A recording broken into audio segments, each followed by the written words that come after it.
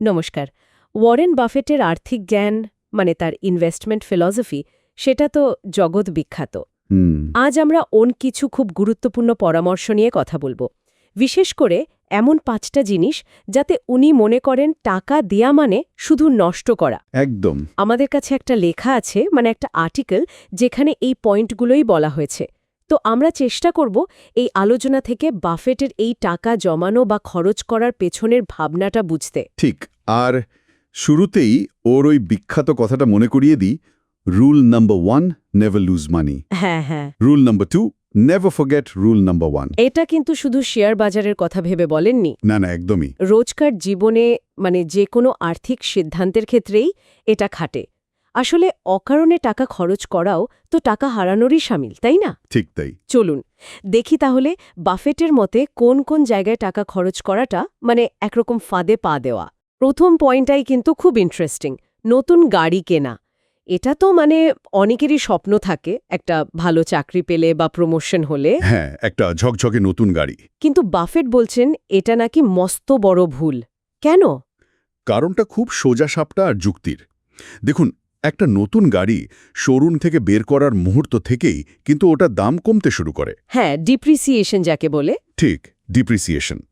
ভাবতে পারেন 5 বছরে একটা গাড়ির দাম মানে প্রায় 60% পর্যন্ত কমে যেতে পারে। 60%!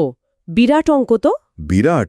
মানে আপনি যে টাকাটা দিলেন তার একটা বড় অংশ হাওয়া হয়ে গেল বছরেই। বাফেট নিজে বিলিয়নিয়ার, কিন্তু দেখুন অনেক বছর ধরে একটা ক্যাডিল্যাক চালাতেন। ও হ্যাঁ, 2014 সালের মডেল। সেটাও ডিসকাউন্টে কেনা। ওর কাছে গাড়িটা হচ্ছে যাতায়াতের জন্য, প্রয়োজন মেটানোর।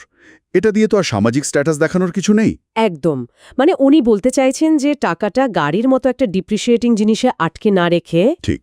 সেটা যদি অন্য কোথাও ধরা যাক বিনিয়োগ করা হতো, তাহলে হয়তো সেটা সময়ের সাথে বাড়ত। এক্স্যাক্টলি। গাড়ি কিনলে সম্পদ কমছে, আসলে বাড়ছে না। আচ্ছা, এবার দ্বিতীয় পয়েন্টে আসি। হ্যাঁ বলুন। এটা হয়তো আরও অনেকের জীবনের সাথে জড়িয়ে, ক্রেডিট কার্ডের ঋণ। ওহ বাবা, ক্রেডিট কার্ড! এটা তো এখন ঘরে ঘরে, ব্যবহার করাটাও খুব সহজ। কিন্তু বাফেট এটাকে ফাঁদ বলছেন কেন? সুবিধার চেয়ে কি বিপদ বেশি? বিপদটা লুকিয়ে আছে এর সুদের হারে। খুব বেশি হয়। ভারতে যেমন মানে বছরে 30% বা তারও বেশি হতে পারে। সর্বনাশ! হ্যাঁ, আর এটা চক্রবৃদ্ধি হারে বাড়ে। সমস্যাটা হয় কি, অনেকে ভাবেন শুধু মিনিমাম ডিউটা দিয়ে দিলেই তো হলো। হ্যাঁ, ওই অল্প টাকাটা। কিন্তু তাতে আসল ঋণ প্রায় কমে না বললেই চলে, শুধু সুদ জমতে থাকে। এটাকে বলে স্নোবল এফেক্ট। মানে ছোট বরফের গোলা যেমন গড়াতে গড়াতে বিশাল হয়ে যায়, আচ্ছা আচ্ছা। ঋণটাও তেমন বাড়তে থাকে। বাফেটের পরামর্শ খুব পরিষ্কার। ক্রেডিট কার্ড ব্যবহার করুন সুবিধার জন্য, কিন্তু সেটা যেন ঋণের বোঝা না হয়ে দাঁড়ায়। উনি তো বলেন, যদি আপনি বুদ্ধিমান হন তবে ঋণ না করেই অনেক টাকা উপার্জন করতে পারবেন। তার মানে নিজের খরচের ওপর নিয়ন্ত্রণ না রাখতে পারলে ক্রেডিট কার্ড কিন্তু খুব সহজেই বিপদে ফেলতে পারে। আচ্ছা, এর পরের পয়েন্টটা কি? জুয়া আর লটারি। হ্যাঁ, গ্যাম্বলিং অ্যান্ড লটারি। এটা তো অনেকের কাছে মনে হয় মানে ভাগ্য ফেরানোর একটা সহজ রাস্তা, কম সময়ে বড়লোক হওয়ার স্বপ্ন। বাফেট এটাকে কি বলেন জানেন? গণিতের কর, ম্যাথ ট্যাক্স। ম্যাথ ট্যাক্স মানে? মানে যারা সাধারণ প্রবাবিলিটি বা অঙ্ক বোঝেন না তাদের ওপর ধার্য করা কর। দেখুন, লটারি জেতার সম্ভাবনা কত কম, প্রায় শূন্যের কাছাকাছি। হ্যাঁ, তা তো ঠিক। কিন্তু টাকা হারানোর সম্ভাবনা প্রায় 100%। এই জিনিসগুলো মানুষকে আসলে কঠোর পরিশ্রম বা বুদ্ধি খাটিয়ে বিনিয়োগ করার রাস্তা থেকে সরিয়ে দেয়, একটা মিথ্যে আশার পেছনে দৌড় করায়। আর এতে শুধু টাকাই যায় না, মানসিক শান্তিও নষ্ট হয়। অবশ্যই, আর্থিক স্থিতিশীলতা তো ঘেটে যায়। আচ্ছা, পরের পয়েন্টে যাই, বাড়ি। বাড়ির ব্যাপারে কি বলেছেন উনি? উনি বলেছেন প্রয়োজনের চেয়ে বড় বাড়ি না কিনতে। কিন্তু আমাদের সমাজে তো একটা বড় বাড়ি মানেই সাফল্য, স্টেটাস, এরকম একটা ধারণা আছে। আছে, কিন্তু বাফেট তো সবসময় প্র্যাকটিক্যাল দিকটা দেখেন। উনি নিজে সেই 1958 সালে কেনা একটা বাড়িতেই থাকেন, বেশ সাধারণ বাড়ি। তাই নাকি?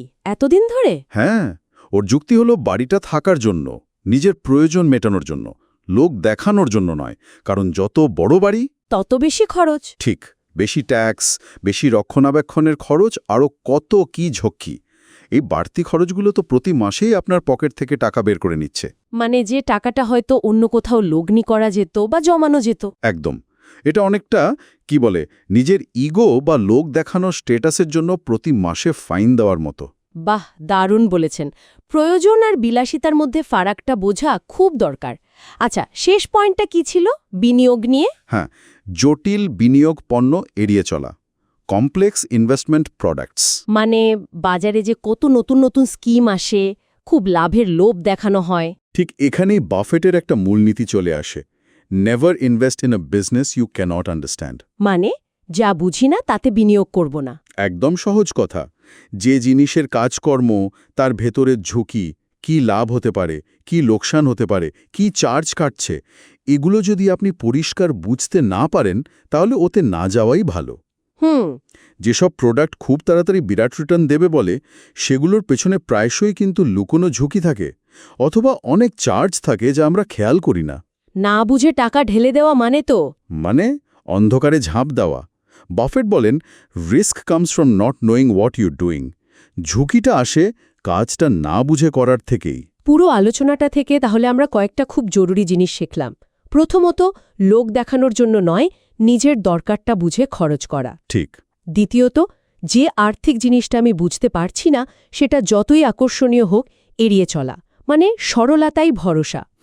সিম্পলিসিটি। আর তৃতীয়ত, আজকের ছোট ছোট আনন্দের জন্য খরচ না করে ভবিষ্যতের জন্য সঞ্চয় আর বিনিয়োগের ওপর জোর দেওয়া। একদম। আর পুরো দর্শনটা বোধহয় বাফেটের ওই একটা কথাতেই সবচেয়ে ভালোভাবে ধরা যায়। কোন কথাটা? খরচ করার পর যা বাকি থাকে তা সঞ্চয় না করে, সঞ্চয় করার পর যা বাকি থাকে তা খরচ করুন। বাহ! Do not save what is left after spending, but spend what is left after saving. হ্যাঁ, মানে আগে সঞ্চয়, তারপর খরচ। এই ভাবনাটা, এই মাইন্ডসেট শিফটটাই আসল। এটাই আর্থিক স্বাধীনতার দিকে প্রথম ধাপ। সত্যি অসাধারণ একটা দৃষ্টিভঙ্গি। এই চিন্তাটা যদি আমরা একটু মনে গেঁথে নিতে পারি, তাহলে মনে হয় নিজেদের আর্থিক জীবনে একটা বড়সড় পরিবর্তন আনা সম্ভব। তাহলে শ্রোতাদের জন্য আজকের ভাবনাটা এটাই থাক, কি বলেন? হ্যাঁ, বলুন। পরের বার যখনই কোনো বড় খরচ বা হয়তো একটু অপ্রয়োজনীয় খরচ করতে যাবেন, তার আগে নিজেকে একবার জিজ্ঞেস করুন, আচ্ছা, ওয়ারেন বাফেট কি এটা কিনতেন বা এই খরচটা করতেন? দারুণ প্রশ্ন, ভাবনার খোরাক রইল।